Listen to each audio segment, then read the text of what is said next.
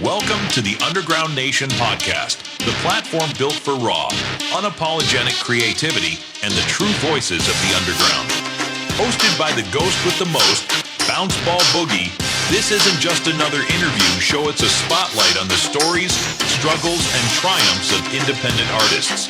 From hip-hop to genre-bending innovators, each episode dives deep into the grind, the passion, and the culture that fuels the underground scene. This is the Underground Nation podcast.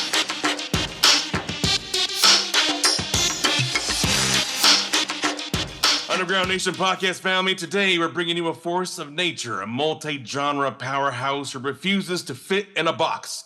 From the grit of hip-hop and trap to the raw edge of grunge and metal, this artist has been bending sound and breaking boundaries for over 2 decades. He's rocked stages with legends like Jelly Roll, Juvenile, and Roscoe Dash, and shared the mic alongside KRS-One, X-Rated, and Lil Z. You may have seen him turning heads with his animated single Tattoos in the Cemetery, or commanding the streets of Hollywood Blvd like it was his own personal stage. But behind the music is a relentless story of grind, transformation, and vision. Today we're diving deep into the mind and journey of Atrophy. Welcome to the Underground Nation podcast, my dude. Yeah, I can't follow that intro up. Oh my God, man. Yeah, man. Let's kick some ass, man. Absolutely, man. I'm so glad you took the time to speak with us. I know you have a busy schedule, so I know it means a lot to us and everyone here at the Underground Nation, so thank you again. Yeah, I appreciate you guys, man. Freaking literally. So, I mean, for people meeting you for the first time through this interview, who is Atrophy in your own words? All right, so Atrophy is myself. It's a full embodiment of what I feel. And unfortunately, the things that I've felt the most disconnect to are now the grounds for what the whole root system is that's feeding the machine. So Atrophy, as myself, I stand for community and building up others and creating pathways for people. So I want to leave behind a legacy that generates, momentum of creating music for forever, really. Ever. Yeah. Dope. What would you say is the earliest memory you have of falling in love with music? Oh man, dude. So this is cool. No, it's really cool because me and my wife, we just got married this year. And hey, congratulations. Yeah, thanks, man. April 3rd. We actually went to Hell, Michigan. What we did was we went there and figured that if a marriage starts in hell, it could only go up from there. Absolutely. The reason I bring that up is because we got a piece of Bruce Dickinson's tour plane. Okay, so Iron Maidens have been a really big influence on me and Bruce Dickinson as a stage person and a human being, So I actually discovered a VHS tape underneath my dad's bed the same day I discovered porn magazines. The same day. I was really at a loss for words. Really, I haven't discovered either one of those things, but I figured out how to use the VHS. And I'm actually glad that I picked the Countdown to Extinction from Megadeth and Iron Maiden to play rather than the illicit materials that was there. It definitely caught my eye, but what stuck with me was seeing these guys, I was wearing the big gauntlets, all the leather, and just seeing Alice Cooper. He's guillotine in his head. I got the for the new collective that we're starting with Rhythmic Records. So it's everything that I could possibly think of, man, from the earliest times was really rock star shit, man, like Motley Crue, Megadeth. Yeah. That's when I knew I was going to, hit the stage and try to entertain, and bring healing through chaos, man. Heck yeah. That's very cool. Around what age would you say that was? Oh, dude, I was still pretty shitty, I was 6 or 7 years old, man. Oh, wow. Yeah. I wanted to ask you more about your name because as I was doing research and going through your press kit, it's been brought to my attention you were once known as Dirtnap. Yeah, what did that name represent for you, and how did you evolve into Atrophy? All right, so Atrophy became, what it is now from becoming what I thought that I wanted to be. And a lot of us are under facades by, standing next to an artist that you perceive to be successful. And, I ended up in a lot of that lore.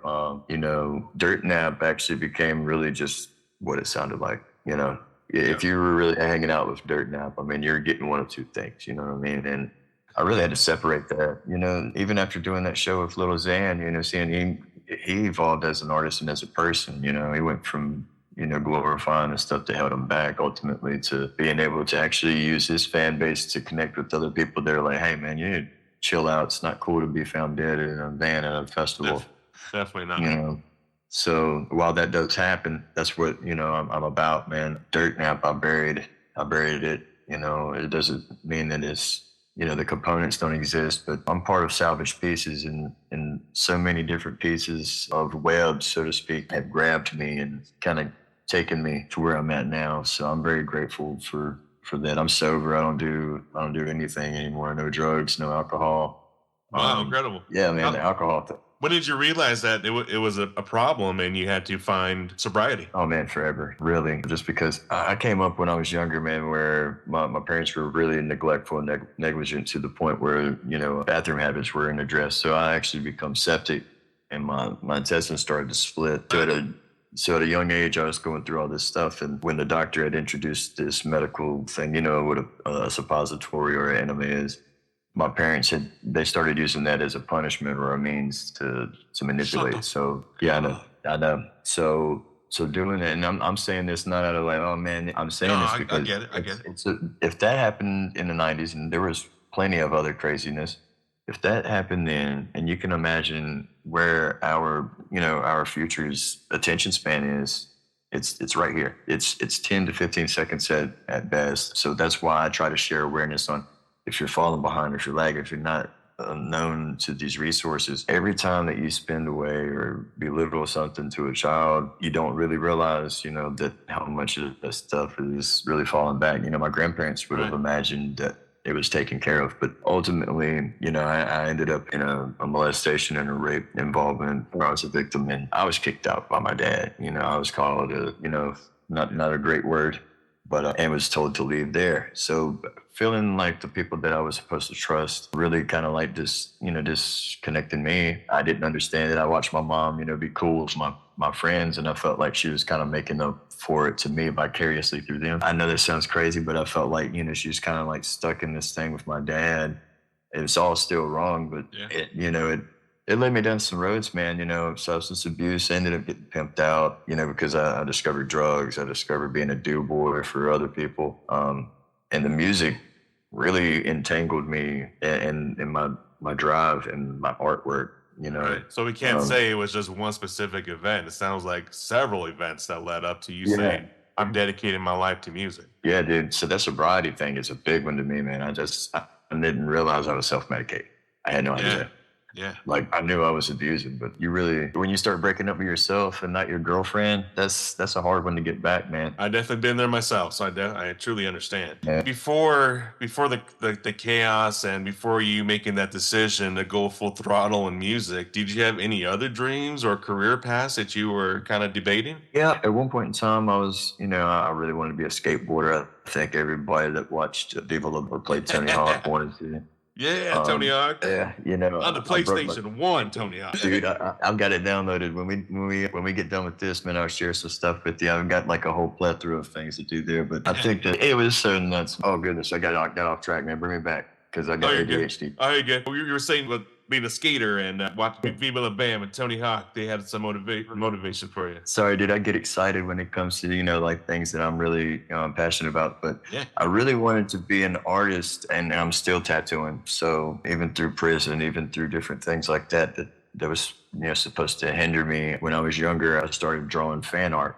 And Joe Quesada is the editor-in-chief, well, the ex-editor-in-chief for Marvel. I had no idea, but I learned how to wash stamps, man, off my grandma's mail. And I was like, I didn't know that's a federal charge. But it turns out that it is. So I did some research. I allegedly had done this. And, dude, I did that for 3 months, and I ended up with some manila envelopes coming back to me. And it was Joe Quesada and, you know, like Stan Lee. Like, picture of my stuff in the cubicle like this, you know, and I'm like, I carried it around my book bag for years. So I think where I felt like, you know, kind of stuck and where I was at, I was my own support system to a degree, and my friends and support were older. So that I think it kind of like made me ground myself to things that I was passionate about, you know. Right. So then would you say that the friends that were older or possibly family members well, let me ask you, how did they react when you decided to take music seriously? From the underground to the main stage, Atrophy is rewriting the rules of music. Blending hip-hop, trap, grunge, and metal, his sound is raw, ritualistic, and unforgettable. With over 20 years of independent grind, he's rocked stages alongside legends like KRS-One, Lil Xan, and X-Rated. And his latest single, Tattoos in the Cemetery, proves why he's a voice you can't tashkeen. Ignore. Want to experience Atrophy? Tap in now. Stream his music on SoundCloud, Qobuz, and YouTube. Follow his journey on Instagram at atrophy.music and catch his live shows across the underground scene.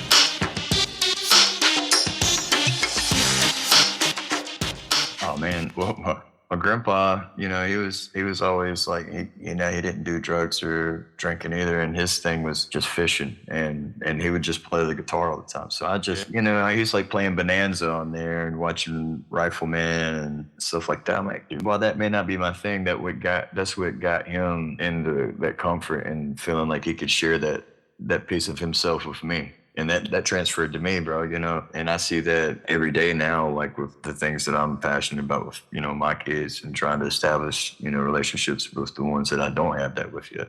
Right. So but I think that, they were very supportive. Obviously, parents, no.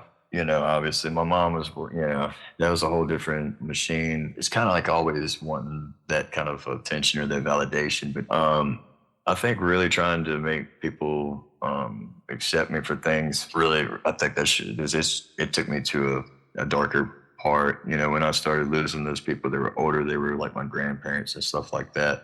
As they die off, you kind of like your support system's just hanging out on stilts, so to speak. Yeah. But you got to make them.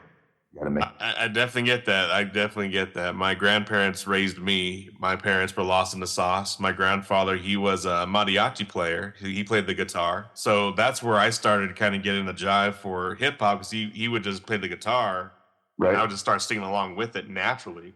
Right. I mean, that's good. That's heartstring stuff. And he was the one that realized I had some talent and put me in a talent show with him where he was doing the guitar and I was just rapping. Yeah. Oh, yeah. And we were just having fun. I didn't think about it like to be something I could make a career out of. You really had no clue, because, things that I kept getting hung up on, I was like, man, this is way more inspiring. Because, I was in the military for 4 years and I did 5 years in prison.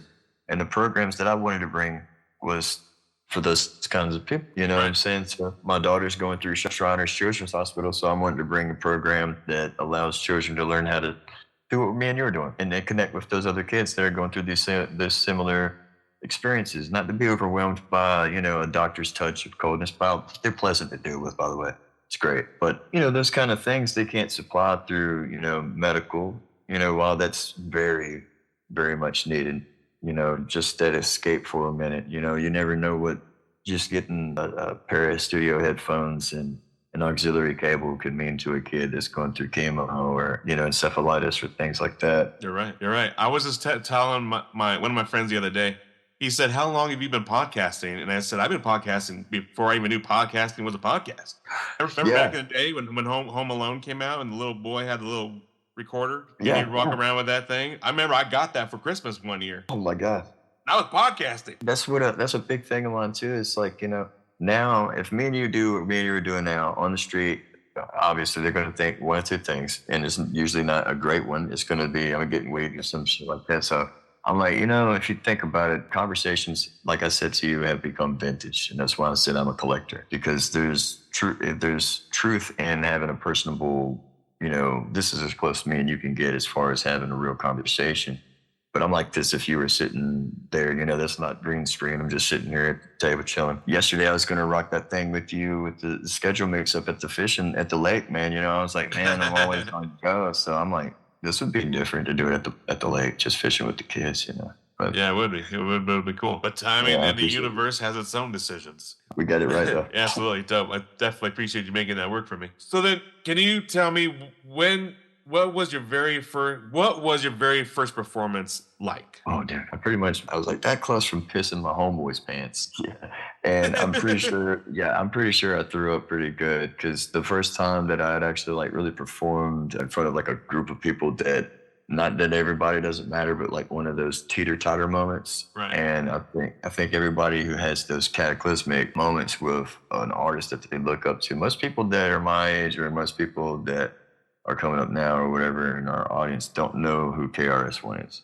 You know what I'm saying? So, It blows and I my know mind. it sucks, but I tell people now, I got done doing the Master Killer show, and some people don't even know who that is. And I'm like, what the heck, man? But doing that cipher at the Dynacon in Greensboro, epic. Because when I had somebody that was, because that was a freestyle. And a freestyle, by the way, for those who don't know, is where you don't write. And if somebody is jacking you on your audio, if that messes up, you know how to save yourself and not look like a fool, because it's going to be very apparent, and it's easy to get served, and you can't talk your way on stage out of being called out for writing a freestyle. So it's really easy to get yourself hung up on it, So I feel bad for the artists that are like solely dependent on like AI, because when it comes down to it, the music stops, any of that shit, or you cut out your you know how it is, man. It just, anything happens, it can take that much time to take in and break it. And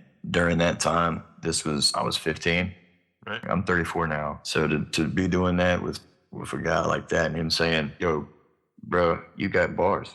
I was like, yo, bro. He said it just like the most, yo, bro, you got bars. Oh my God, do you hear that? That's the whoop whoop sound like police. My homie was like, bro, how did you even end up in the same area as this? I was like, honestly, I end up in so many just weird, like, I don't know, man, you wouldn't even think that you would be opening up for Riff Raff or something like that in Asheville, but stuff like that happens, Yeah, absolutely. I had a chance to open up for KRS-One in Dallas, Texas. Oh, nice. That would have been a nice one too. It was fresh in Deep Ellum, Dallas. Oh man, it was definitely I haven't got to go to Texas yet. I want to. I want to go do something out there in Houston. Really want to. I should have asked you way earlier. Where you located? And what's the music scene like out there coming up? Oh man, there's a great collective. I'm actually in Huntington, West Virginia right now. We lost our house in Asheville in the Hurricane Helene. Yeah, dude, it rained and poured this year, dude. And sure. We're still sticking, but we're now under contract. I'm in an Airbnb right now with my family until the closing date. But we're in Huntington, and dude, the music scene's actually pretty cool, man. Like real punk people, like real punk artists are like really throwing down out there. I'm talking about like there's actual blood. I was like, here we go. Oh, hell, yeah, there's actual blood, and some people that look like Henry Rollins, you know what I'm saying? And I was like, even aside from that, they're doing the DIY, man. You know what I'm saying? They're exploring the realms of actually pushing some creativity. So I broke in and partnered up with Marshall University. So I'm actually I'm partnered with Marshall. So like it's actually the biggest university in the country for as far as medical stuff goes. Yes, and it's wild, dude. And it's the Herd actually getting involved now, launching Heard Enough live music review. So if you're a local artist or even not local, you can break in to be local. Send your music on there. I'm not charging people for stuff like that. And I believe in, evolving and supporting things, It doesn't mean that, somebody, people don't, deserve recognition or whatever, but I like to see where if you're a true, coming up like from nothing, I know what it's like to get studio time. It's hard to get gas. It's hard enough to get gas. I know it. I always ask artists, how can I word this? When you were starting to put music together and you started seeing all these numbers and pricing, and how were you able to finance your music in the beginning to where you are now? Figured it out, dude. Honestly, lots of mistakes. You're saying that? Yeah, actually, the cool thing about it is this is part of my campaign too. Is with me doing these workshops, a lot of us have financial aid that you can dip into, and you don't have to get stuck on being, within financial debt forever. There's forgiveness programs and stuff like that where I've taken advantage of being able to do that. Where you start, and if it's your passion anyway, why would I not hook up to get $3,000 worth of free equipment that I need because I need to record? Right. We'll go record, because realistically what it comes down to is this. Everybody that does use those AI elements and stuff like that, I'm not talking about the ones that are literally writing a whole song and then just throwing it out faces. The guy that is doing 2 jobs, supporting his family, he's coming up with all of this material, and he's actually got a producer, if not himself, making these beats. He's recording and does not understand logic. Not just logic, computer logic, and doesn't know how to really know his mastering. So there are tools for you to learn how to develop without biting and really tarnishing your creativity as an artist, because it really is not going to go but so far with those cues, man. And I wish people would pick up on it, because it all sounds the same. Yeah. It all sounds the same, and there's actually algorithmic vocabulary in there. Sorry, guys. You can really talk to a lot of your favorite artists. That's where they got the vocal profiles from. I do voiceovers, so I'm telling you, like, as far as voice audition and if it's coming into stuff like that, you're required to know. So you'll end up picking up on things, so. Absolutely. Dope. So dope. So it really just been experience after experience, and how you're able to kind of make your own plan. Oh, yeah, dude. Taking apart Rock Band, Guitar Hero, stuff like that. PlayStation Duty. That's how we were making MIDI controllers. We didn't know that Rock Band, the controllers were MIDI controllers. Yeah. They work the same way. Yeah, absolutely. I loved MIDI. I had the first setup I had was the Korg Electrics. You remember those? I think I got it. Yeah. Oh, dude, I had an Alias. The first one that was like it was like this big. It was huge, and it was like black and red. And I think I got it when I was like 17. I was just getting ready to go into the military, so everything that I had was gone. But what I've got now is a little studio mini lab, and it's fine for what I do, man. I don't do a whole lot of that there. It's just once I assign something off of pads or things that I'm putting in with electric drum sets. Very cool. I've been playing with the new version of Fruity Loops for my EDM production. I personally enjoy creating EDM dubstep tracks over hip hop instrumentals.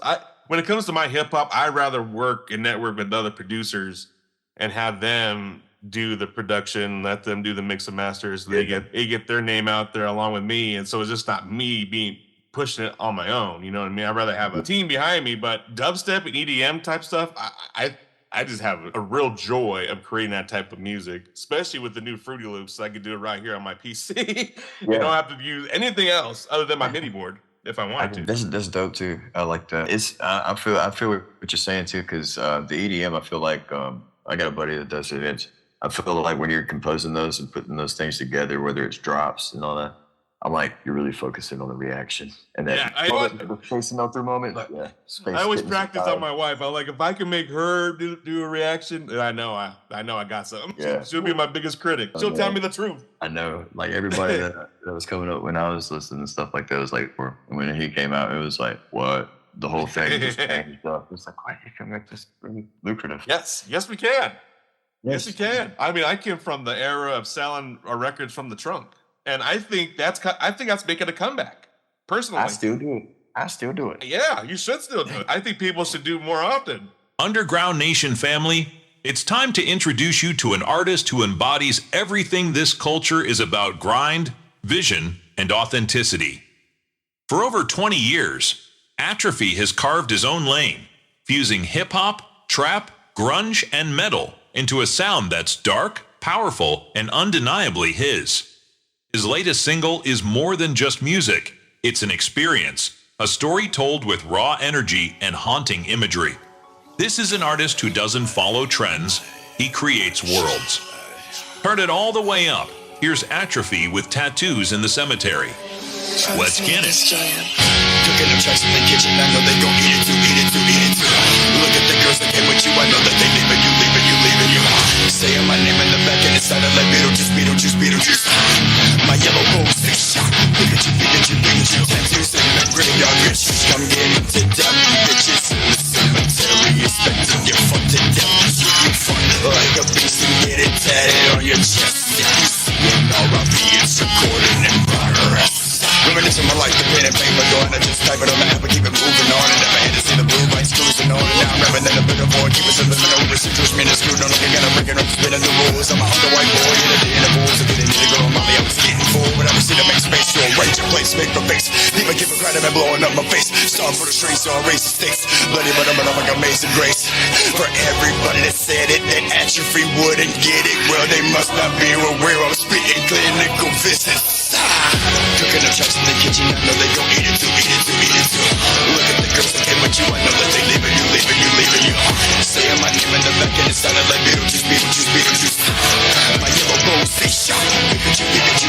Tattoos in the graveyard, bitch. I'm getting to death. Bitches in the cemetery, expect to get fucked to death. You fuck like a beast and get it tatted on your chest. I feel like there should, honestly, I mean, when it comes down to it, if you're not receiving what you should be receiving on streams, I feel like you should move platforms realistically, because if I have to pay $15 to use the service that I'm distributing my music for, then why am I making 0.003 of a cent per stream?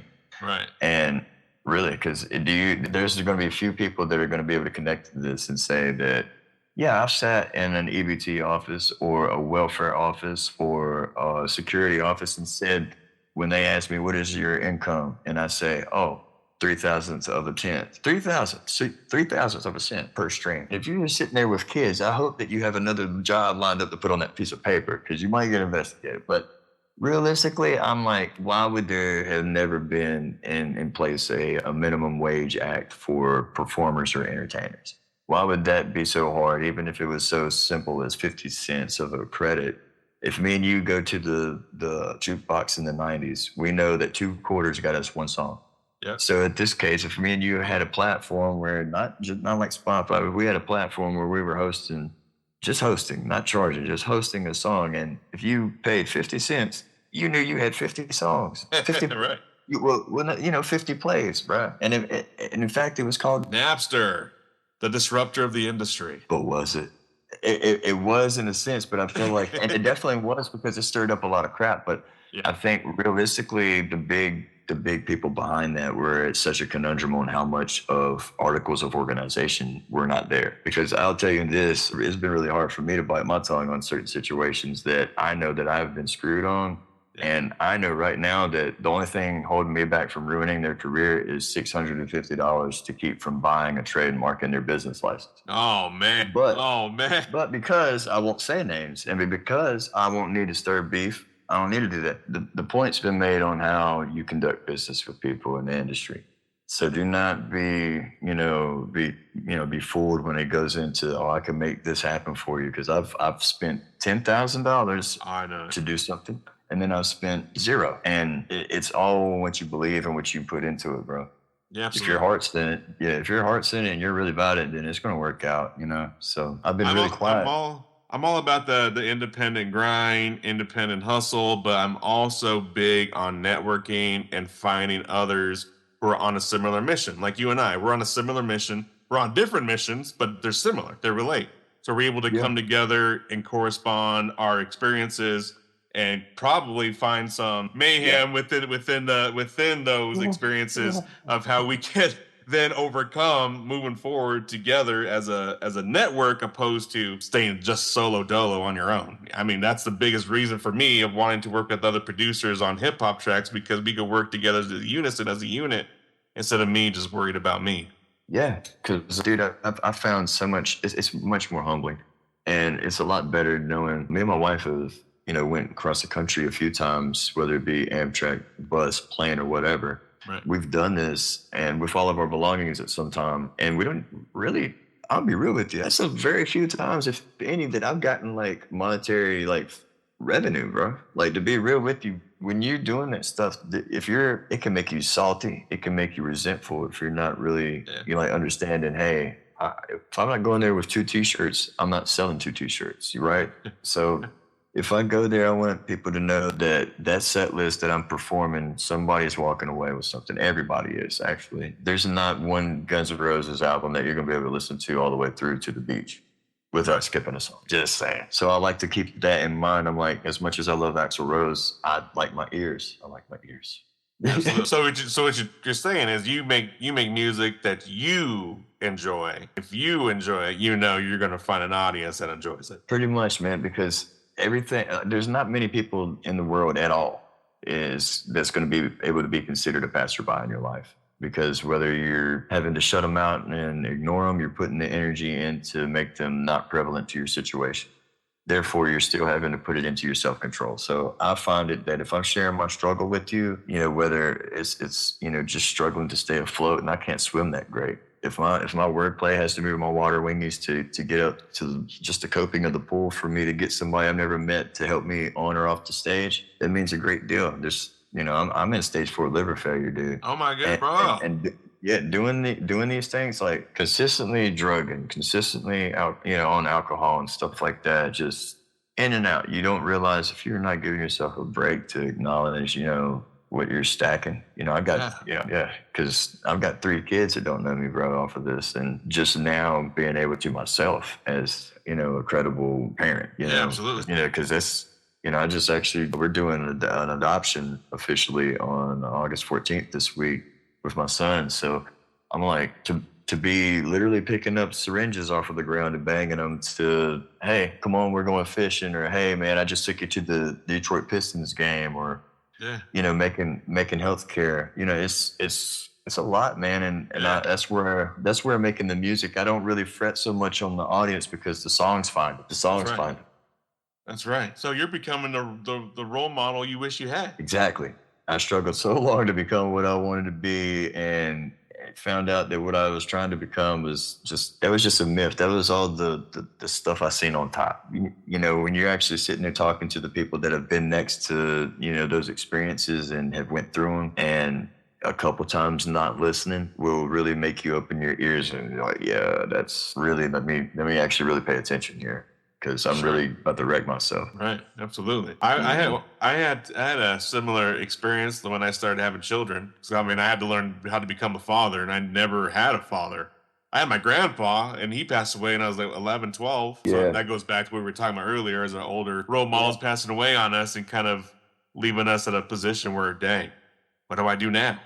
Yeah, what do I do now? Yeah, but the thing I think is like find a new way to incorporate that piece that you feel, you know, kind of dormant right now. You know, those things that did bring you joy, whether it was even just a chord or something that he played, the tablature, even just, you know, sometimes it's reading an article about something that, you know, your grandpa enjoyed. You can always throw those little things into your content. Is, you know, whether it's a catch line. That's a good thought. Absolutely. You know, it just brings you closer to yourself, dude. It doesn't bring you closer to chasing the void. I hate when people are like, "Oh, you need to learn to get over things." I'm like, yeah, you do need to get over a feeling of being stuck. Definitely, but do not ever get over, you know, the feeling of being grateful for somebody that was that impactful. Right. You know, so we could definitely get over it, but forget it, probably never will. Even if you try. No, not at all. And plus, that would totally like redact the reason why you're still going and they're passionate about the music that you are, you know. Absolutely. That was a foundation setter for you. Absolutely. You're right. Looking for the real voices, the raw stories, and the underground culture they don't show you on the surface? Visit www.underground-nation.com and unlock the Underground Nation magazine digital archive. From exclusive interviews with rising artists and tattoo legends to full issues packed with underground music, ink, fashion, and rebellion, it's all there. New issues drop regularly. Every page, every voice, every movement. Tap into the culture at www.underground-nation.com. The underground isn't just music, it's a nation.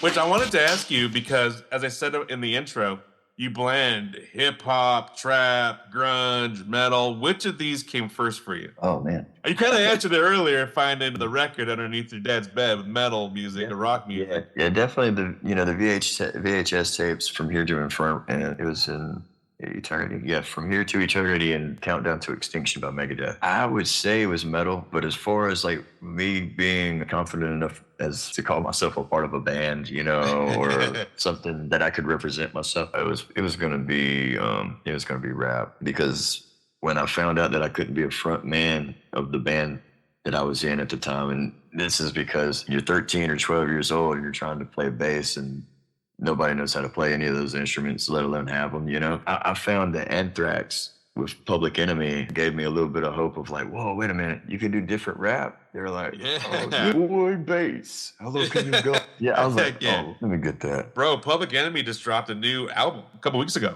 Have you ever heard it yet? Dude, I have, and I can't. Every time I interact with them on Instagram, I get shadow banned, man. No, it's because they have so many followers, man. You would have no idea that, you know, some of the activities that they're still, you know, really actually highly involved with. So their production and stuff like that, there's people that are still like working with scoring, you know, movie scores and shit like that. That, obviously when you hear Terminator X and all those names, it's like people don't really, hear about their projects now so much. But yeah, man, it's just like when anybody says Public Enemy or Body Count, or yeah, exactly, Wu-Tang, that's really those.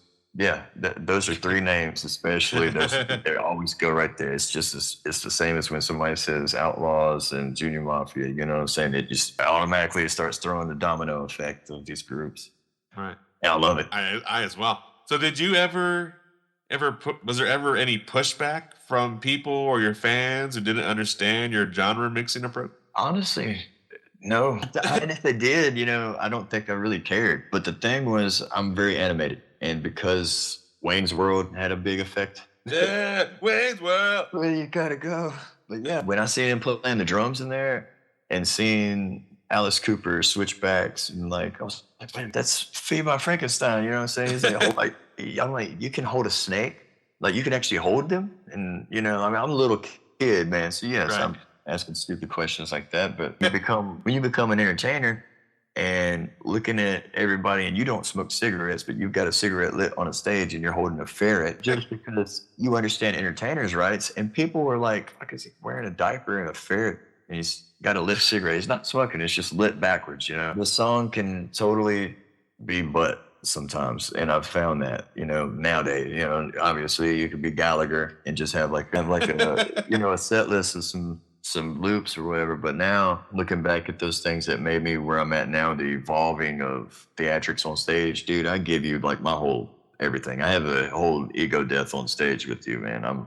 I totally am humilified at the end of it. If I'm not crying with you, or if I'm not actually angry with you, and I'm not supporting with you and singing with you, like I'm in the crowd with you. You don't need to watch me walk back and forth and grab my jeans. Nobody cares. Right. Don't care. You know what I'm saying? So I give that a whole everything. If I fall, which is very, very few times, I don't think I've maybe fell but one time, maybe. And I don't know. I'm in that moment of I'm supplying what I understand my job is. And I am a stage master. I am a stage coach. So I want to bring that whole stage to you. When you leave the venue, I want you to feel like you got pieces of the stage in your shorts. Really. Do you feel that could be a future career for you, is coaching other artists who are upcoming and helping them break their fear of the stage? Yeah, definitely. That's all. I think that's the beautiful thing now is, attacking these things that I'm passionate about, especially with Marshall. Marshall University is going to be a very big, groundbreaking thing, I think, because I'm bringing not just the students, but the students and faculty. This isn't just limited. So this is like students that are there that are artists and musicians, poets or whatever. You got faculty, then you have the community. Right. And of course, with it merged on the Clubhouse platform, we'll be able to, connect with other people. Hopefully get some other universities in line to do that. Hey, very cool. Because you don't really realize it, but if you're doing music and you're involved with a college university, right, then what does that open for you? Lots of EA Sports, those things. So when you're so involvement with these things and taking it very seriously and choosing those battles, like I mentioned with you, and just being quiet sometimes and moving business-wise. I made that comment earlier just because that is a tool, and sometimes those things can happen to people and it turned out totally horrible. People get unalived over stuff like that, so I'm not trying to get into a whole bunch of like gang beef and crap off of stuff like that. You know what I mean? I hate it. So yeah, I've been there. And at that point, there's no retirement plan. They don't even give you dental. Sure don't. So that's how I kind of found myself putting myself into the financial world, because there are so many people around me in the hood, in the music industry, that were trying to come up and were just lost of how to protect their family, how to plan for a future, how to insure themselves. I'm like, dude, this is information they don't want us to know. They want you to fuck up. They want you to bury yourself in debt and just put yourself in a financial trap, so to eventually cause you to quit. Or end up dead. And most of the time what's sad about it is the perpetuation of being fearful of the street, to finding out that the person that you needed to be scared of the whole time was yourself, because of the lack of control that you lost on life's terms. Most of our homies ended up going off of drugs. Well, I'm not speaking for you, but in my experience, you know, a lot of them battled with uncertainties to the point where they exceeded a limit and took themselves out. And it's the same thing that's being perpetuated with music, with, you know, the fan base now. It's like, how can artists nowadays have a fan base that is literally deleting themselves? You know what I'm saying? Like, The fentanyl crisis. yeah.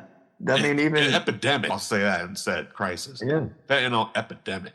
Yeah, the lack of knowledge on that stuff too. See, I do all that stuff, man. When I do outreach, I can't wear Air Forces if I'm doing outreach. If I'm doing outreach, I'm going in places where you see, like in these woods and shit right here, because behind Goodwill, where they're flying the signs, is where the people are that have mercy, where the people are that have dogs and kids and shit that don't want to be locked up because they're dealing with warrants, they're dealing with addiction, all this shit, domestic violence stuff. There's, you know, young girls just out there that's stuck with some older, you know, 30, 40-year-old guy, got them strung out. They're staying at budgets, you know.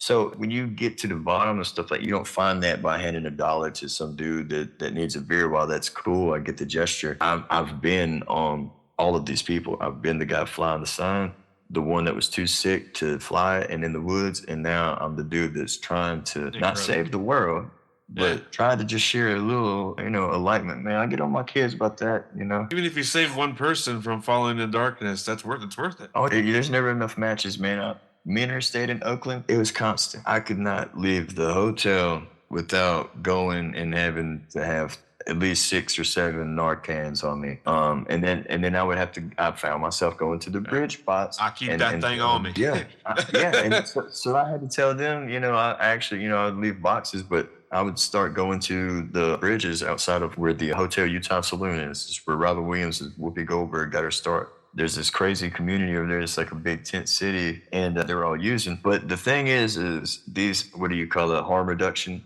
Even these crews are some, you know, in recovery and lack the skills of actually letting these people know what's going on.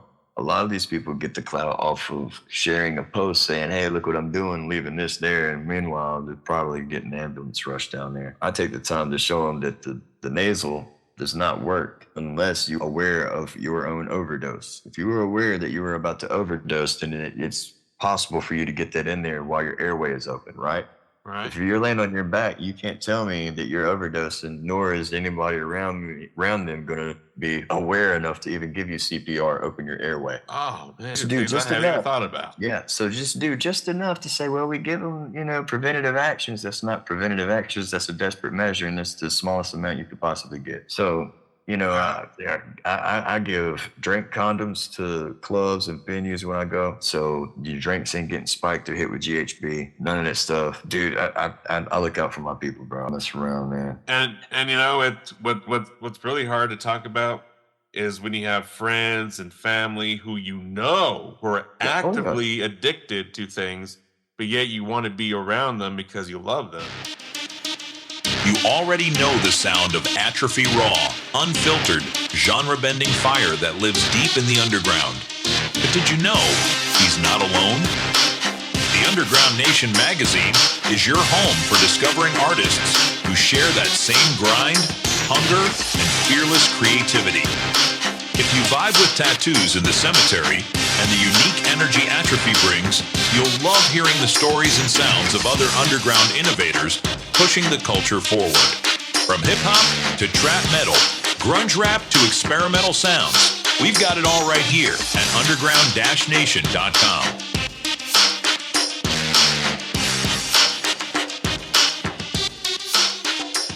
So what happened is on Christmas Day of 2023, bro, you know, family comes in and out of the house, right? On Christmas Day, especially. And and the kid, they want to see the kids and bring gifts, whatever. Oh, yeah. Everybody's riding stuff and playing. That night, my wife was cooking, bro. Her sister came over and they were having a couple drinks and they go outside for a cigarette. So my wife, she didn't have a cigarette. So she asked the sister, can you give me a cigarette? And of course, she don't have the cigarettes. Boyfriend that's in the car outside has the cigarettes. Yeah, fentanyl in them. So they go sit down with boyfriend. He passes the cigarette to my wife. None of them realizing he's in the car smoking fentanyl. So he reached for a cigarette, having fentanyl On his fingertips. residue on his fingertips, grabbed it from the box. So as soon as she put it in her mouth and lit it, she's like, yeah. She's alive now. But instead of calling 911 for a fucking ambulance, they rushed her to the hospital themselves and just disappeared.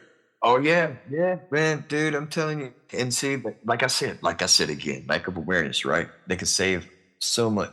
So, man, I even had a campaign. It was called Load, lack of load, LOAD, lack of awareness, dog.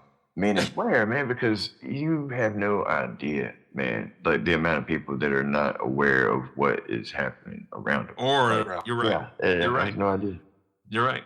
And I'm learning. I was just having a conversation similar to this yesterday about a lot of us have like a mental whatever issue that we don't even realize that we have, and that's why a lot of hurt people are hurting other people. Is they don't even realize what the hurt actually is. Yeah, I didn't realize it until I stopped drinking. The drinking was the last thing, man. Everything else, like I was slamming everything. I'm open about that. I was banging everything under the sun and under the moon, and to go from not being on fentanyl, not being on heroin, crank. I'm talking about crank, not meth. Like I didn't get a handbook of all of these things. I looked at it as like getting high was an art form, and I was ready to go anyway.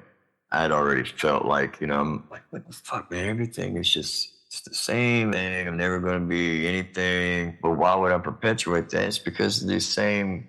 I identify with you on certain things. Like I didn't have the parents present enough to really supply a family. So as I got older, I wanted to have a family. So when those things are destructive and imploding, and I'm obviously not stable for it, that ends, you get into another one, not addressing the old wounds, man. And now I've got a 12-year-old I haven't seen since he was 1.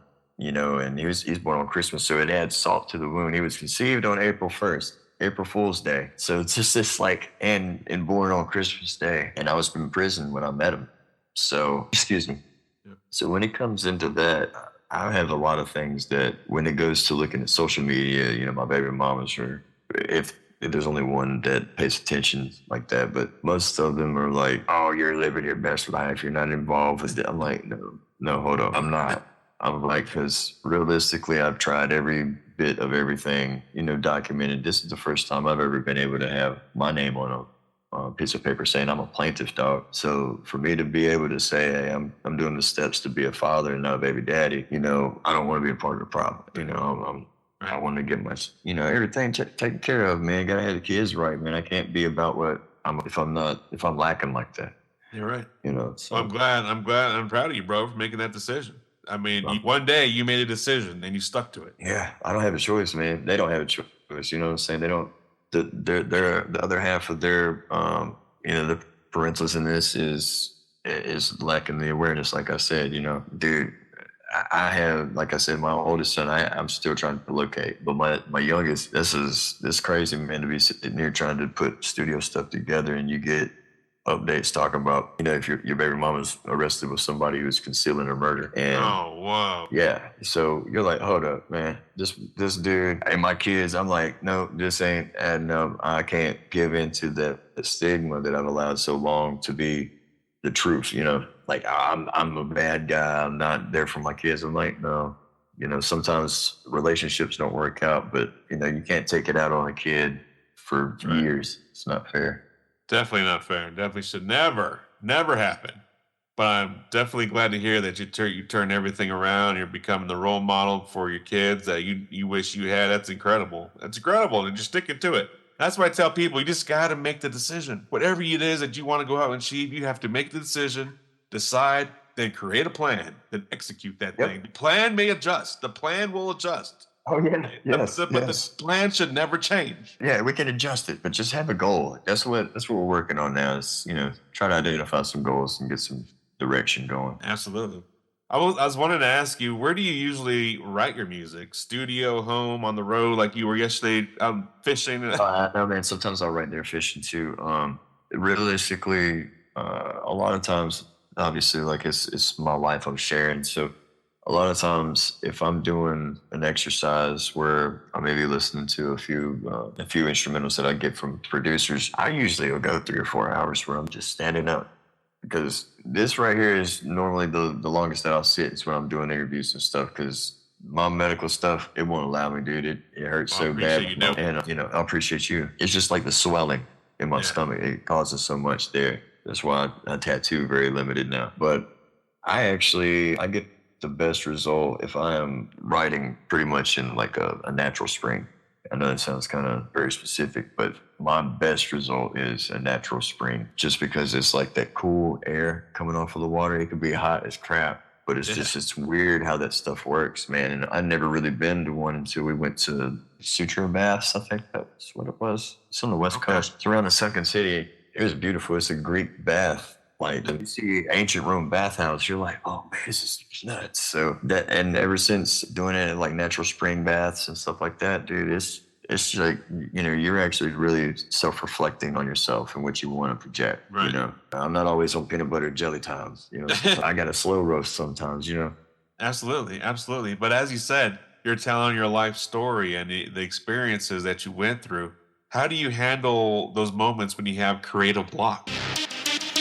The underground never sleeps, and neither does the movement. The brand new issue of Underground Nation magazine is here packed front to back with exclusive artist interviews, raw stories, and the culture you can't find anywhere else. If you live for the underground, the music, the grind, the lifestyle, this magazine is for you. Don't wait. Don't sleep on it. Support the movement and grab your copy today at ugnstore.com. That's ugnstore.com.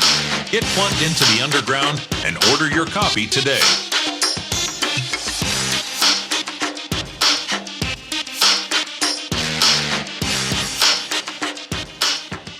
Oh man, I just got back into skateboarding. It seems like I'm having to think because there's so much now that I've reverted back to. So skateboarding, the reason being is because I'm 34. And if you go there to a skate park without a skateboard, it's fucking weird. So if you go there, I go there with a skateboard because I will skate, not to the extremes of hurting myself, but I will skate there and I'll play a couple tracks or something. And normally I'll have some skate wax that I have for free and I hand it out. So while I'm networking, usually somebody shares with me some insight or some things that is going on and we connect. The next thing you know, we've got a plethora of material. There's usually jokes or one-liners that's kicked out there that, oh, well, that's great. Punchline. It could be how somebody falls. You never know. I actually did that coming up with Pop War Cowboy. It hasn't hit yet, but it will, Well, the song that caught my attention after, diving into your music catalog was, I believe, the newest track. Correct me if I'm wrong, but I believe it was Tattoos in the Cemetery. Yeah, the shredded version. We released that one, I think, the day after Steal This Song. But I love Tattoos in the Cemetery because it's got all the nostalgic pieces for me. Beetlejuice, we had Pikachu, like just the different personification behind different things. And the rhyme scheme is nuts. Like it's choppy, so I love performing that because you don't see that no more. People don't see you actually performing that shit, like, and actually being right there at them. And if you pull the microphone away, stuff ain't happening no more. Like, oh, did you see that? Yeah, you pulled the microphone away, it just got quiet. I don't understand. Like, yeah, microphone's right. Well, the track has like an eerie cinematic quality. Was that intentional from the start? Oh, yeah. Just anytime you heard Beetlejuice, like when the movie was on, obviously, but there was this cool click to me with the animated series when I was younger. Yeah. It's just that dark, I was like, oh, man, we need something like this. And when it gets you that hype to move and it's actually catchy, it's really hard to hit a burst rap track with those elements that are nostalgic and not be corny. Right. You know what I'm saying? Like there is a lane that's really hard to do. I mean that in the best sense that I possibly can. Cause those tracks that came out by like D4L, remember like Laffy 10, Don't Drop That Dun Dun Dun. I actually had released that song before they did. And I ran into the guy that released Don't Drop That Dun in Hollywood. Yeah. He was like, I'm going to go perform down here. And I was like, I released that song for y'all, dude. He's like, word. y'all, you need to come down here. Like, this is crazy, kind of disrespectful, but yeah, okay. It was a time of sound, not sound cloud. It was sound click. You know what I'm saying? This when people was really, they were stealing everything on sound click. Oh, it was over for you. Yeah. Oh man, I was just telling last night on the stream. We do a live stream to look for new artists, and someone brought up Suicide Boys, and I was like, I love Suicide Boys, but this dude was like, they have all this original work, and I was like, bro, they're sued right now for stealing so many samples that they ain't clearing with 3 6 Mafia and shit coming at them. Like, bro, you got to clear your samples. Clear your samples, or else they will come for your head, especially when you start earning money.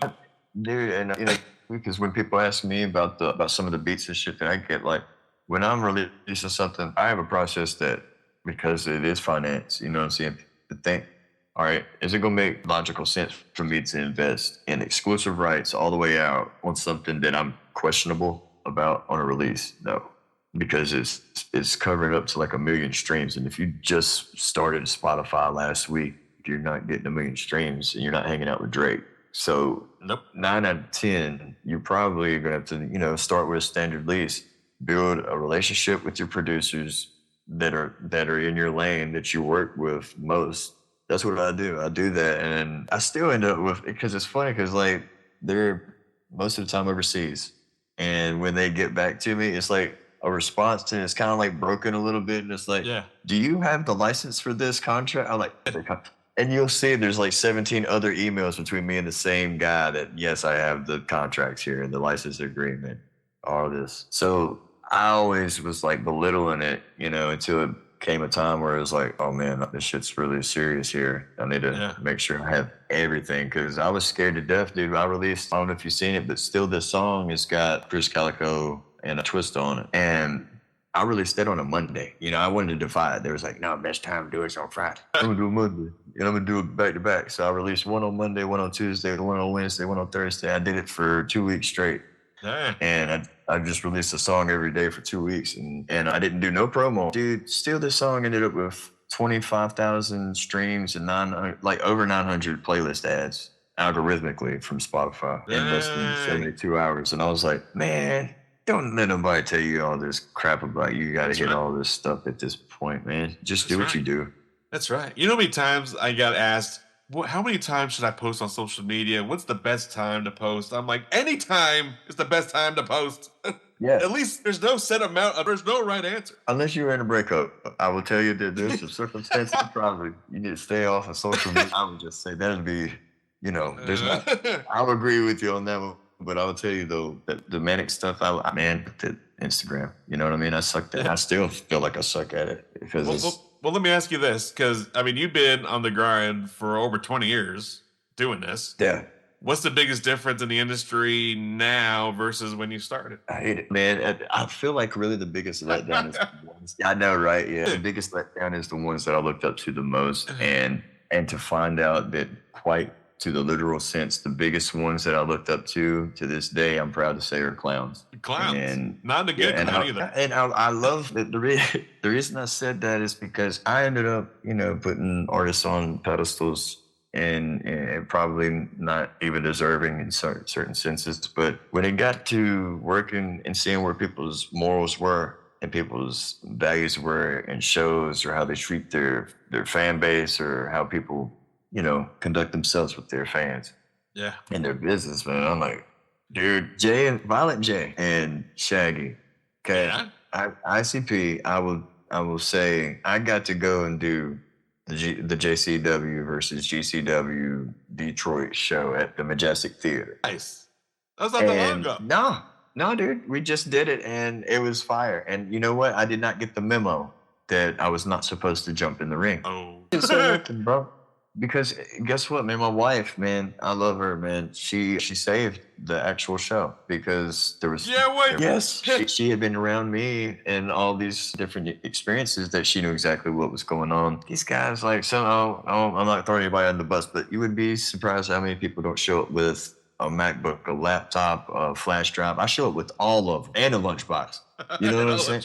Like, I gotta have all of them, and sometimes she's got doubles, you know. So what ended up happening was there was no sound guy. DJ Clay is DJ Clay. Yeah. You know, he works with ICP for ICP. You know what I'm saying? And I respect his time, but whatever the situation was for our segment of the show, we ain't had no DJ, so she got to be running, you know, sound back there. Well, dude, they're shooting film for JCW Lunacy. We're back there watching, you know, Violent J, you know, the miracle, you know, back there, the Fago back there. Like, is this really happening? You know, like that kid inside of you starts tugging, and you're like, not now, son. I'm trying to get my star struck off right now. You know? Yeah. But when you see how they didn't ask me for no money, bro. They didn't ask me for no bread. They ended up giving me a bunch of tickets to, you know, make some money myself. And they were like, in fact, just give them out. So I was like, well, fuck that. I'll just give them out. I'm not going to go and be that guy. It's like, I got to eat like that. I signed, I don't know how many of them, probably 500 tickets, dude. Would you believe, like, I had a whole dispensary, a cookies dispensary from Detroit pull up. Wow. House of Dank was there. So, you know, I had like people that when they were like, yo, bring as many people as you can, I was like, well, I'm going to the skate shops. I'm going to the horror shop. I'm going to the comic shop and having real conversations with these people because I used to wrestle. I love that shit. And it's still very active in my involvement with music, man. So I'm actually putting more tracks together for Barnabas and the Outbreak for his concert. Barnabas? Yeah, he's a great dude. So, you know, I've got a lot of exciting stuff, man, coming on just off of music, man. And I guess the grind, dude. Well, I'm definitely excited for your new venture with JCW. I'll be paying more attention now to Barnabas and the Dead Zombie Boys. I know, man. They're so cool, dude. Like, made him talk. And I told him, I said, I appreciate you for bringing, you know, those guys more. But I said, there's not another manager aside from like Paul Bearer that bring that aspect of believability of control. And, you know, when I seen the Outbreak, they're really talented. Yes, they're limited in certain aspects in matches, I think, because of the opposer's size difference. They're really hard, man, to wrestle because they're like rag dolls. You know what I'm saying? They're like really flimsy. So I really appreciated the fact that they bring an aspect that you had to really adapt to. You watch those kids, man. If you watch the kids, that's where I find the most response, man. Seeing kids actually feel like, you know, a zombie's really fun. Yeah, because the first time that they look really believable. Oh, seriously. they fought Yabo and I can't remember the clowns. The Brothers of Funstruction. Yeah, Funstruction. Dude, they fought them at the Majestic Theater show, and this was like the first show that my kids got to see. This is the first wrestling show that they got to see. Incredible. What a first-time gig, or first-time show. Yeah, and it was the first of them being able to see me perform live. So they what an epic night. She got to hang out with Mickey Knuckles. Willie Mack used my deadhead Ed mannequin mask to beat one of the opponents there. And, you know, see the kids smiling with glass light bulbs raining down on them was like, you know, it's good family fun, you know? Absolutely. That is dope, man. I bet that was an amazing feeling for you to be able to provide them that experience. Underground Nation, the hunt is on. Bounce Ball Boogie and his co-host Spot Vega are live on TikTok, leading the panel in search of the hottest undiscovered talent. Think you've got what it takes? Here's your shot to prove it. Drop your track into the live stream, donate 99 coins for one full song play. The panel will review it live, give you real-time feedback, and if your sound hits, you'll earn a spot in the hot seat on the Underground Nation podcast. On TikTok, follow @Bounce Ball Boogie to join in on the fun every Thursday and Saturday night at 10 p.m. Eastern.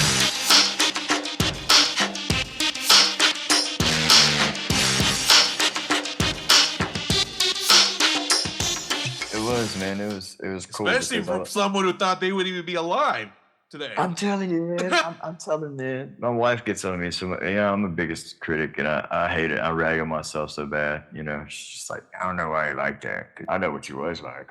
I was like, oh, okay, all right. Yeah, well, yeah. Thank you. Like you got, you know, she's like, you need to be more, I guess, accepting of the things that I've been working on, dude.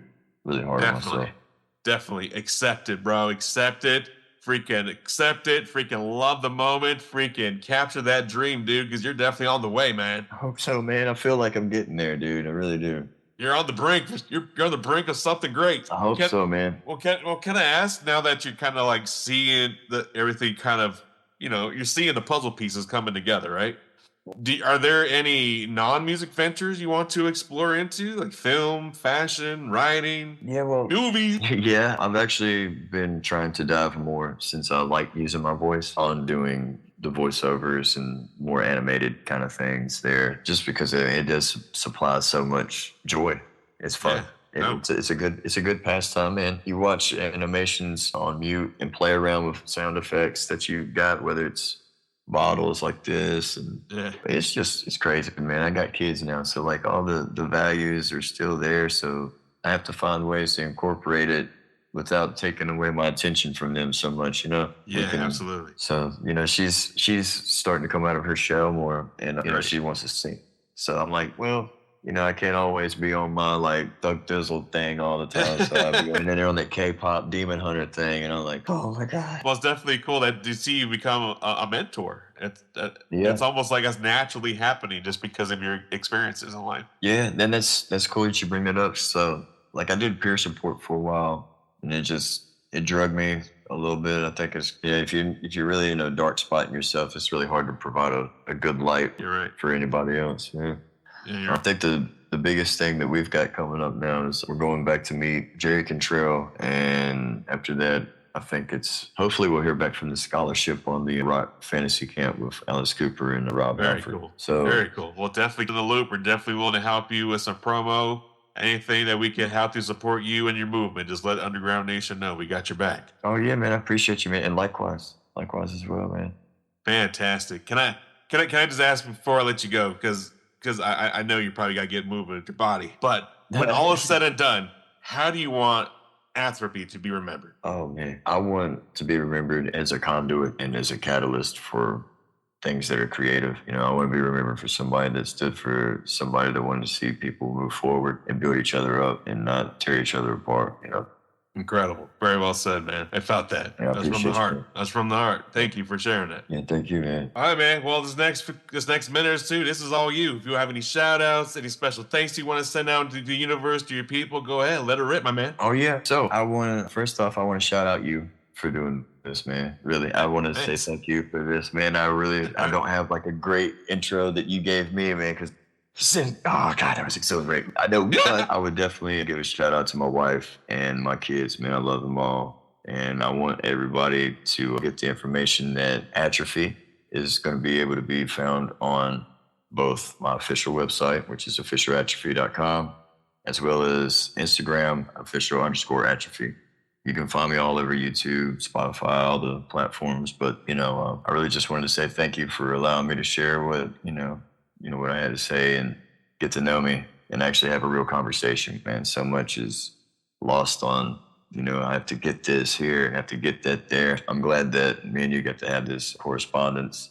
I dig the beard. I love the hat. Thanks. I appreciate your time so much, man. I'm sure we'll be working some more in the future, man. Yeah, definitely look forward to discussing that, any projects, anything that, like I said, with your movement journey, we're definitely willing to help promote that here in the Underground Nation. We look for great artists, and when we see one that's doing great things for not just themselves and their family, but for the community around them, we definitely stand behind that 100%. Oh yeah, definitely, man. And in fact, it's because you said that, a great friend, I consider him a great friend of mine, Juice Lord. You should check out Juice Lord, JOOSE Lord, and that's everybody. Okay, Juice Lord. I'm talking about if you spelled it like the alcohol juice. Those things used to get me lit. I tell you what, he will get you lit. I'm telling you, man. He is a. If you, man, I love the support that you guys gave me, and I can only imagine his son. You know what I'm saying? His son's got brain cancer. He just got hit with that at 4, and to see this man struggling as an independent artist and really overcoming a lot of things, dude. He's got a great heart and an even like greater catalog. His son his name's Onyx, and that's a strong name, and it resembles strength to me, man. And I love the bond that they showcase. So I would definitely, I don't think that I would waste anyone's time, giving that piece here between me and you here in the audience to shed some light on that, man. And I appreciate you and everybody here. Thank you. Fantastic, Atrophy. Well, thank you so much for your time today. It was an amazing story, amazing time to learn more about you and your background. And everywhere you're going, you got our support 100%. And everyone out there listening, take the time to go follow, subscribe today, Atrophy music is here to stay. Yes, sir. Thanks, Awesome. brother. That's a wrap on today's Underground Nation podcast. Big respect and gratitude to Atrophy for stepping into the booth with us and sharing his journey, his vision, and his sound. If you're feeling what you heard, make sure you go follow him right now, tap into his music, and keep supporting the grind. And don't forget, you can catch more raw conversations, undiscovered talent, and the heartbeat of the underground right here at the Underground Nation podcast. Check us out today and stay locked in because the underground never sleeps at underground-nation.com.